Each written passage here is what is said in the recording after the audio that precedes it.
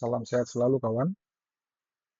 Hari ini saya akan membuat catatan mengenai kolektibilitas atau kadang-kadang disebut dengan kata kolek. Kalau di peraturan OJK disebut dengan eh, kualitas aset, ada di peraturan OJK.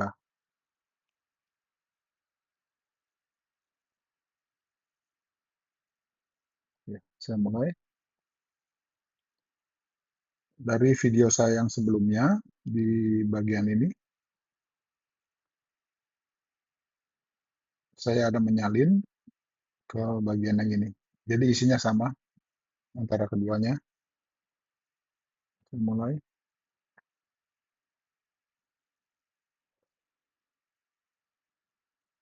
Nah, saya ulang sedikit yang mulai dari penandatanganan pada saat kredit disetujui, kemudian terjadi penandatanganan perjanjian kredit, kemudian pengikatan jaminan.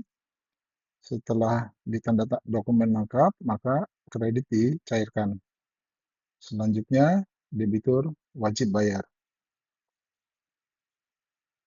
Untuk kolektibilitas, itu diperhitungkan mulai dari periode ini, mulai dari cair sampai dengan macet. Di periode ini akan diperhitungkan kolektibilitas kredit debitur. Kolektibilitas atau kolek itu dibagi menjadi 5, ada kolek 1, kolek 2, kolek 3, kolek 4, dan kolek 5. Kalau kolek 1 disebut lancar, kolek 2 dalam perhatian khusus, kemudian kolek 3 itu disebut kurang lancar, kolek 4 diragukan, kolek 5 macet. Untuk penentuan kolektibilitas debitur, salah satunya, masih banyak parameter lain, salah satunya adalah jatuh tempo. Jatuh tempo. Yang dimaksud dengan jatuh tempo adalah di sini. Debitur wajib bayar bila tidak terjadi pembayaran sesuai dengan syarat dan kondisi, maka seperti ini. Kalau lancar, itu jatuh tempo sama dengan 0 hari. Jadi tidak ada tunggakan sama sekali. Kalau dalam perhatian khusus, jatuh tempo, kemudian dia menunggak selama mulai dari 1 hari sampai dengan 90 hari. Ini disebut dengan dalam perhatian khusus. Kalau jatuh tempo dan dia menunggak 91 hari sampai dengan 120 hari disebut dengan kurang lancar. Bila tunggakannya jatuh tempo 121 hari sampai dengan 180 hari disebut dengan diragukan atau kolek 4.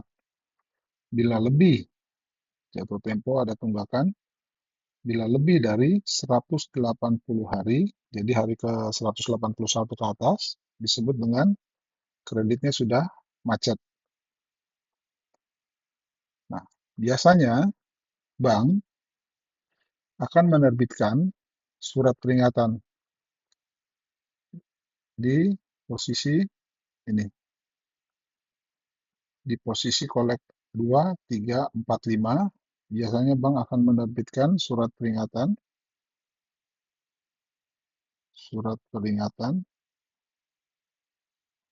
bahwa telah terjadi tunggakan, dan biasanya diterbitkan 3 kali, surat peringatan 1, surat peringatan 2, dan surat peringatan 3.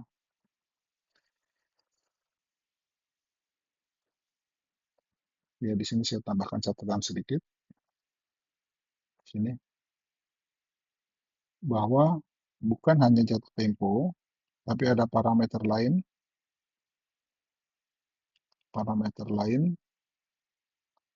untuk penetapan uh, kualitas aset bank, kualitas aset dari kreditnya. Oke. Kapan kita kapan disebut non-performing loan (NPL) di sini? Bila terjadi tunggakan di atas 91 hari, mulai dari kolek 3 sampai dengan kolek 5 dan seterusnya, itu disebut non-performing loan. Non-performing loan. Atau yang sering kita dengar kata NPL. Kalau di bahasa Indonesianya disebut kredit bermasalah. Bermasalah.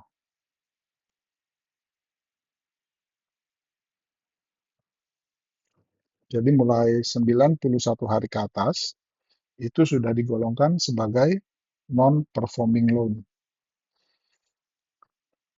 Sekarang kita bicara mengenai kapan bank boleh melakukan cesi terhadap kredit-kredit yang ada di bank. Di sini. Saya masuk ke poin nomor 1 di awal tadi. Ini. Di dalam perjanjian kredit di syarat umum,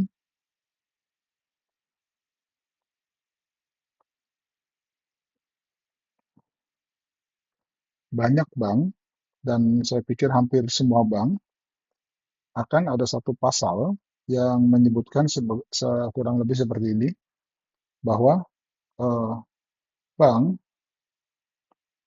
bisa melakukan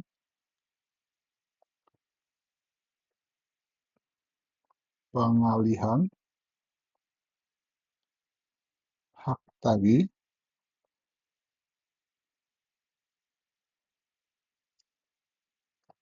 sewaktu-waktu.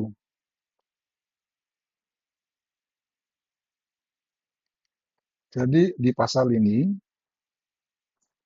bank bisa melakukan cesi, ini berarti sama dengan bank bisa melakukan cesi setiap waktu.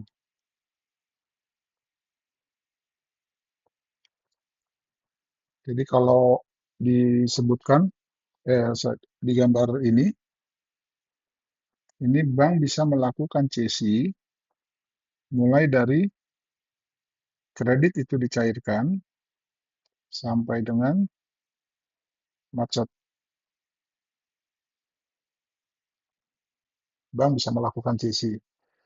Banyak pertimbangan-pertimbangan lain yang membuat bank hanya mau melakukan cesi pada saat kredit itu macet. Jadi berdasarkan kebijakan bank biasanya itu cesi baru akan dilakukan bila sudah dalam kolek macet. Demikian, nanti saya sambung lagi.